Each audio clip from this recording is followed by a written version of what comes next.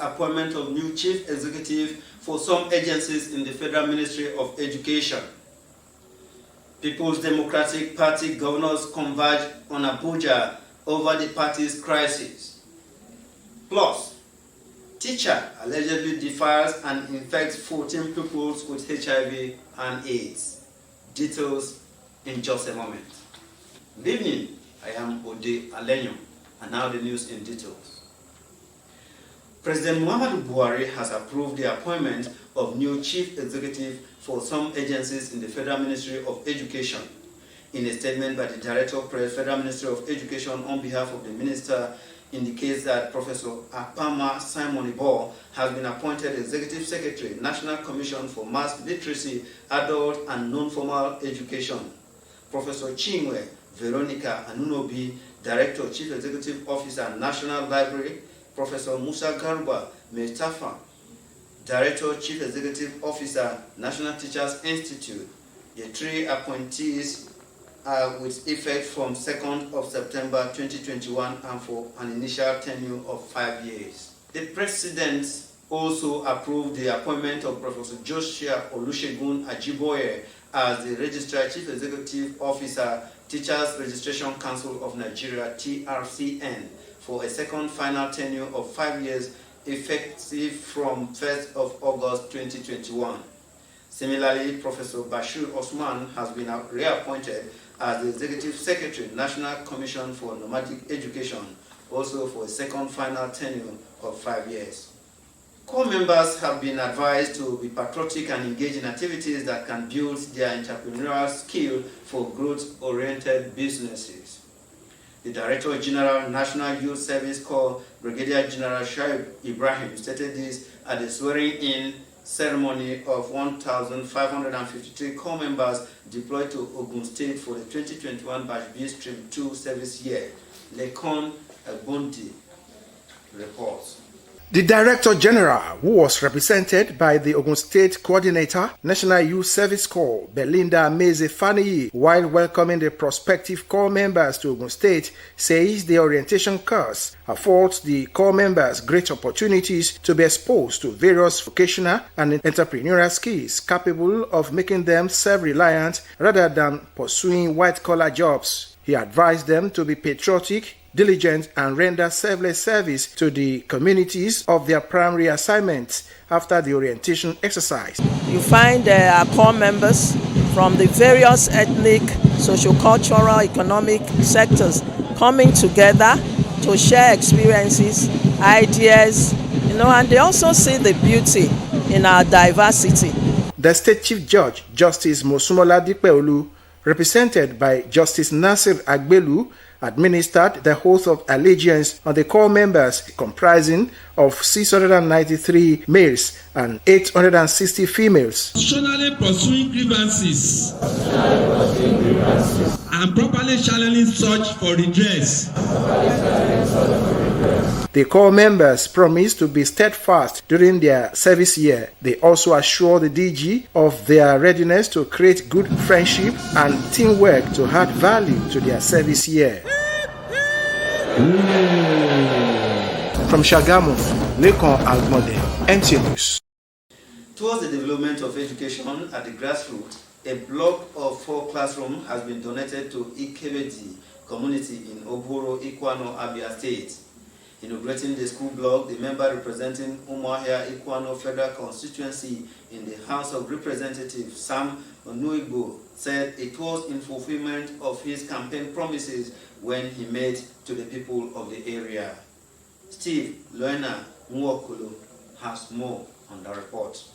Inaugurating the block of 4 classrooms at Ekebedi community of Ikwano, member representing Umuahia Ikwano Federal Constituency, Sam Onuigbo, said he was moved to provide the building by the sheer absence of structures at the community primary school. He maintained that as somebody who believes that successful governance can be achieved through productive partnership, he will always be responsive to the yearnings of his people. When we came to this community in 2015 to campaign for my election, it started to rain and the community leaders ushered us into a classroom for share. But the rain which beat us inside the classroom was more than the one that beat us outside.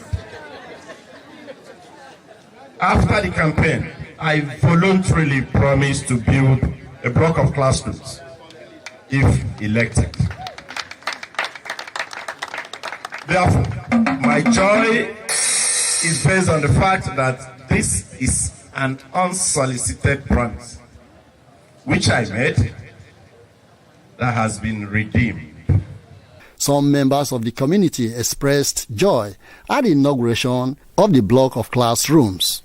The Honorable, who through him performed this wonderful work to the people of Ekebedi, I say, may God grant him more grace to his able.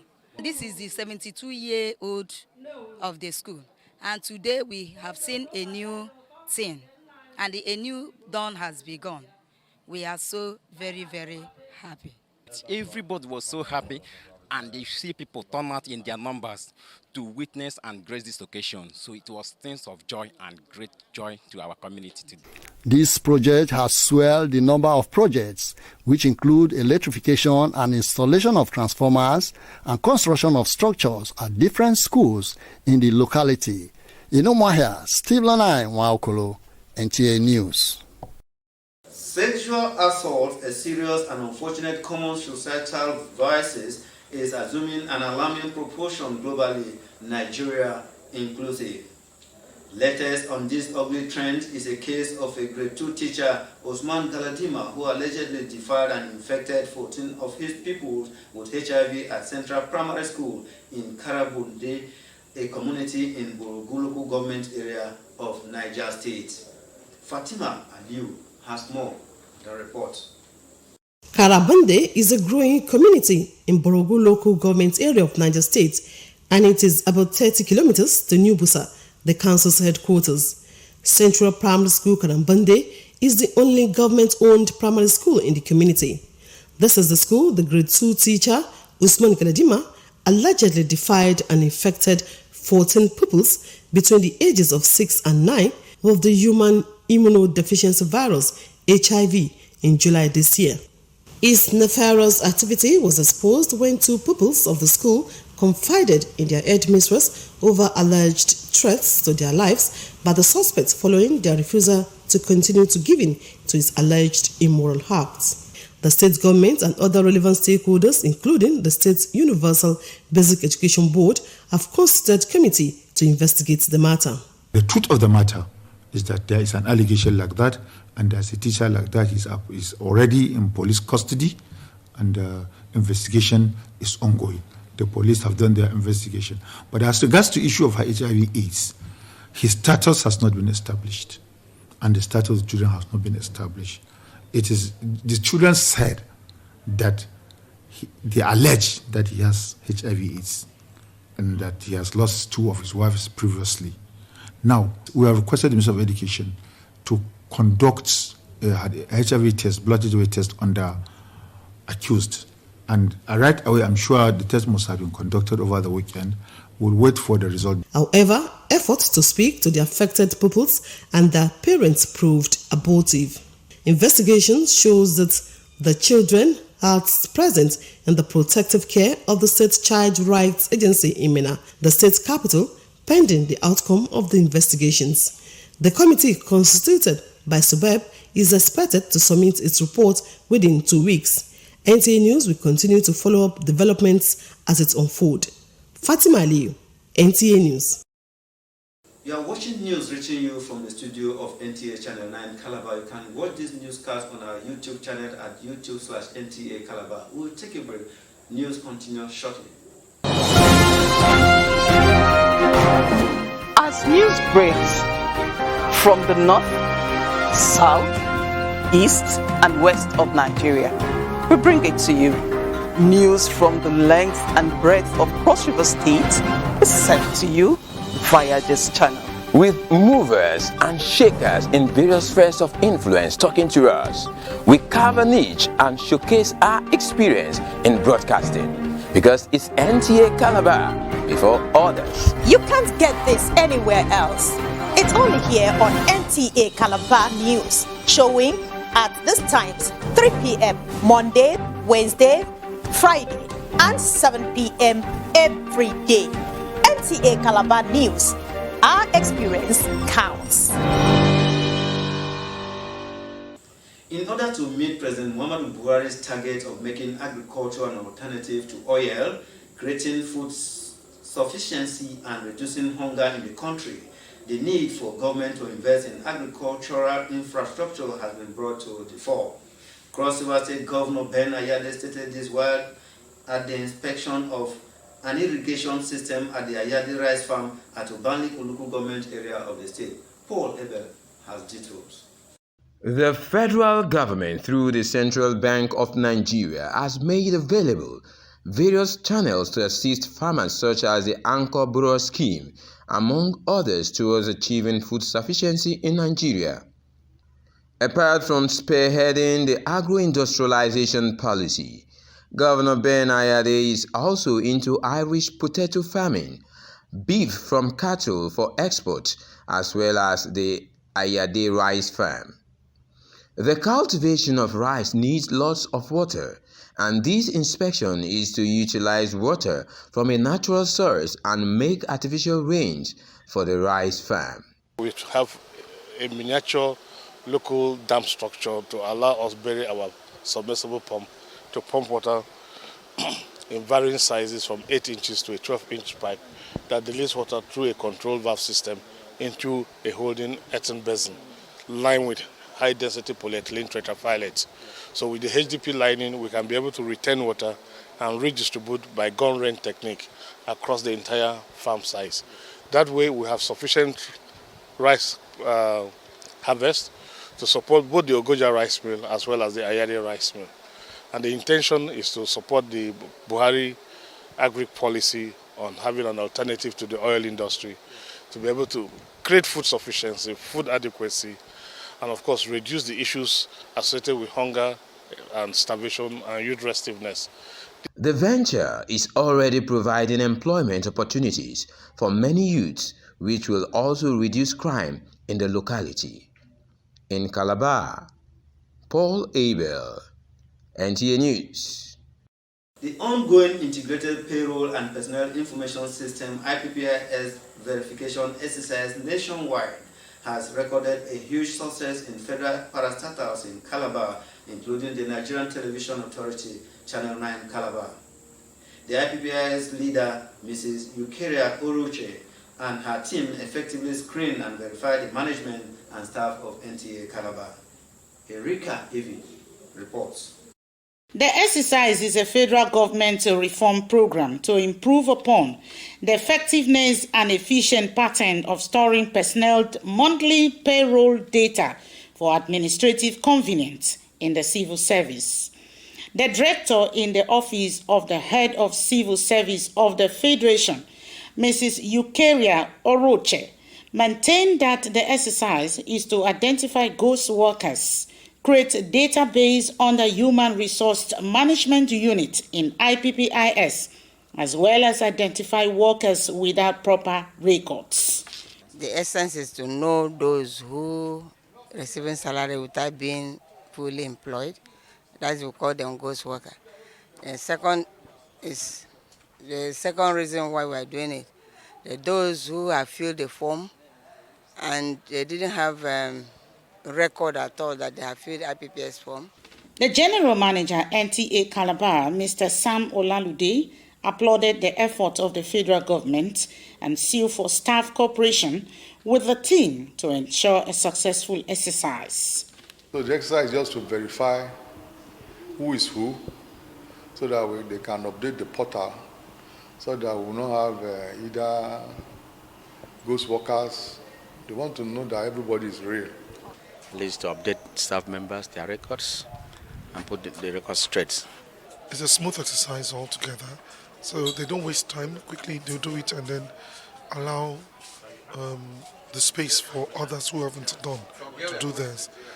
The IPPIS, which was conceptualized by the federal government in 2006, is intent to create a centralized payroll system in the federal civil service in the country. In Calabar, Erika Evi, NTA News. Governors of the People's Democratic Party have converged on Abuja to strategize on salvaging the party amidst the leadership crisis ahead of tomorrow's National Executive Committee meeting. Correspondent Timothy Yusuf reports that the governors are deliberating on a wide range of issues, particularly on zoning of the National Working Committee offices across the 6 geopolitical zones ahead of an elective National Convention. The National Convention is aimed at easing out from office the embattled national chairman of the party, Prince Uche Secondus, who has been having frictions with some leaders of the party. The governors, under the auspices of the PDP Governors Forum, want new officials to take over the affairs of the party as quickly as possible to resolve the issue. The Speaker, House of Representatives Femi Gbajabiamila, says those who abuse the right of freedom of expression ought to be held accountable for their actions. Gbajabiamila was speaking on the topic countering misinformation and hate speech on an offline requires stronger regulations at the 5th World Conference of Speakers of Parliament taking place in Vienna, Austria. He said parliaments must find in all regulatory or legislative interventions a balance between protecting the right to free speech and the right to life, peace, and dignity. The Speaker added that technology and new media have ushered democratization of public debate, which, when properly managed, could be of benefit, and noted that it could also be manipulated to bring threat to the society. 597 new cases of COVID-19 have been confirmed from 14 states in the country as at 7 September 2021. The Nigerian Center for Disease Control, NCDC, says Lagos has the highest number of 204 cases, followed by Rivers State with 89, Edo 65, FCT 50, Oyo 47, Enugu 46, Ekiti 24, Cross River 17, Delta and Gombe State has 15 cases each. Others are Osun 12, Plateau 6, Benue 5, and Kano State 2 cases. The total number of confirmed cases of the disease in the country stand at 196,487, with 185,159 persons discharged, while 2,573 died of the virus. And finally, to end the news, a recap of the top stories. President Muhammadu Buhari has approved the appointment of 5 new chief executives for some agencies in the Federal Ministry of Education. Governors of People's Democratic Party have converged in Abuja to strategize over party's crisis ahead of tomorrow's National Executive meeting. It was also in the news that a school teacher, Osman Galadima, allegedly defiled and infected 14 of his pupils with HIV and AIDS. That's it on the news for tonight. Thanks for watching. Good night.